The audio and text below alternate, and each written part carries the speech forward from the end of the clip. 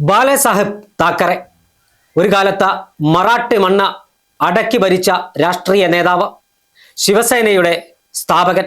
മറാഠി രാഷ്ട്രീയത്തിൽ ശിവസേനയ്ക്കുള്ള രാഷ്ട്രീയ പ്രസക്തി നമുക്കറിയാം. ശിവസേന എന്ന് പറയുന്ന രാഷ്ട്രീയ പ്രസ്ഥാനം മറാഠ രാഷ്ട്രീയത്തിൽ പ്രാദേശികവാദം ഉയർത്തിപ്പിടിച്ച രാഷ്ട്രീയ പ്രസ്ഥാനമാണ്.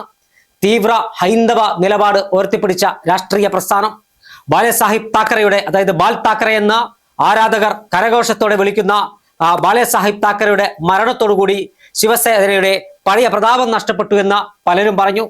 മകൻ ഉദ്ധവ് താക്കറെ നേതൃത്വം നൽകിയ രാഷ്ട്രീയ പാർട്ടി പിന്നീട് NDAയോട് തെറ്റി അവർ കോൺഗ്രസിനും ഇന്ത്യ സഖ്യത്തിനുമൊപ്പം ചേർന്നു.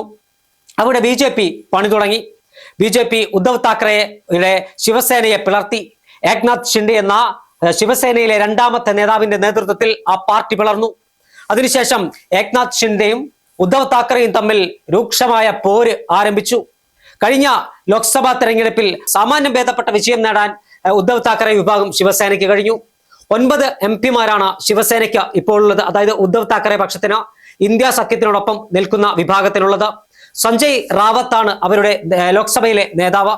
സഞ്ജയ് റാവത്ത് നമുക്കറിയാം ശക്തനായ BJP വിരുദ്ധനാണ്. ഇപ്പോൾ ഉദ്ധവ് താക്കറെയുടെ മനസാക്ഷി സൂക്ഷിപ്പുകാരൻ. ബോംബെ നഗരം ഒരു കാലത്ത് തന്റെ ഉള്ളം കയ്യിലിട്ട് അമ്മാനമാടിയ ഉദ്ധവ് താക്കറയ്ക്ക് പഴയകാല പ്രതാപമില്ല എന്നതും ഒരു യാഥാർത്ഥ്യമാണ്. ഇപ്പോൾ BJP ഒരു ഓപ്പറേഷൻ കൊണ്ടുവന്നിരിക്കുകയാണ്. പശ്ചിമ ബംഗാളിൽ നടത്തി വിജയിച്ച ഒരു ഓപ്പറേഷനിലൂടെ ശിവസേനയെ പിളർത്തി ഒരു വിഭാഗം MP-മാരെ തങ്ങളുടെ വരുതിയിലാക്കാൻ BJP ശ്രമം ആരംഭിച്ചു. അതിൽ 9-ൽ 6 MP-മാരും BJP കൂടാരത്തിലേക്ക് ചുവടുമാറാൻ ഒരുങ്ങിക്കഴിഞ്ഞു എന്നാണ് ബോംബെയിൽ നിന്ന് അല്ലെങ്കിൽ മുംബൈയിൽ നിന്ന് വരുന്ന റിപ്പോർട്ടുകൾ.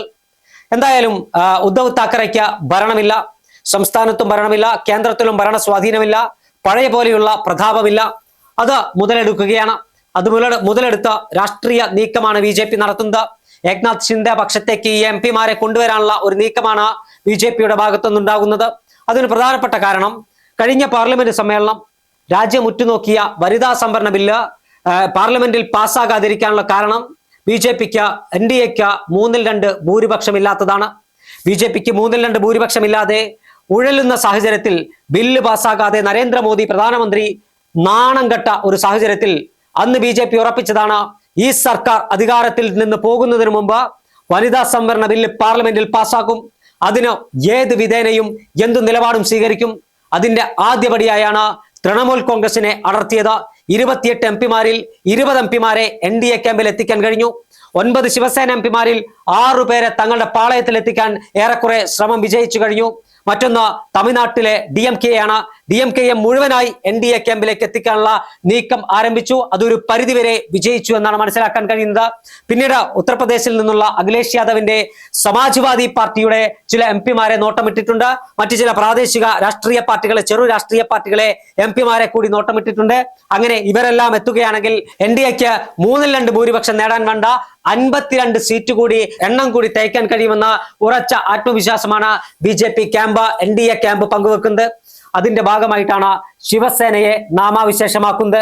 ഒരു കാലത്ത് ബോംബെ നഗരം അടക്കി ഭരിച്ചവരാണ് ശിവസൈനികർ, അതായത് ശിവസേന. ആ ശിവസേനയുടെ രൗദ്രഭാവം രാജ്യം നിരവധി തവണ കണ്ടതാണ്.